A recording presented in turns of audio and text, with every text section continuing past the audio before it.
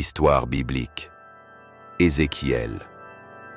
Quand des ossements reprennent vie. Savais-tu qu'un prophète en exil a eu une vision incroyable, une vallée remplie d'ossements secs qui se sont soudainement relevés pour former une armée vivante? Ézéchiel est un prêtre, mais il ne sert pas dans le temple, parce que le temple est détruit. Il est en exil à Babylone avec le peuple de Juda. Ézéchiel 1. Un jour, près du fleuve Kébar, il voit une vision extraordinaire. Un vent violent, un nuage éclatant. 4 êtres vivants apparaissent, des roues pleines d'yeux, et au-dessus, un trône. Sur ce trône, quelqu'un ressemble à un fils d'homme. C'est une vision de la gloire de Dieu. Même en exil, Dieu règne. Mais le message d'Ézéchiel est dur. Le peuple croit que Jérusalem ne tombera jamais. Mais Ézéchiel annonce que la ville sera détruite.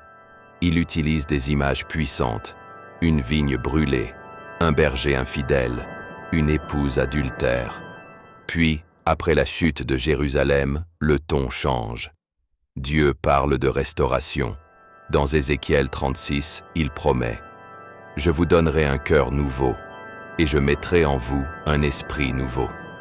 Un cœur de chair à la place d'un cœur de pierre. » Puis vient la vision célèbre d'Ézéchiel 37. Le prophète est conduit dans une vallée remplie d'ossements, des eaux très secs. Dieu lui demande « Ces eaux peuvent-ils revivre ?» Ézéchiel répond « Seigneur, tu le sais. » Alors Dieu dit de prophétiser.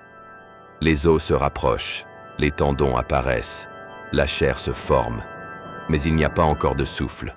Alors Dieu dit « Prophétise au souffle. » Le souffle entre, les os se lèvent. Une armée immense. Dieu explique, ces os représentent Israël, un peuple brisé. Mais Dieu promet de le restaurer.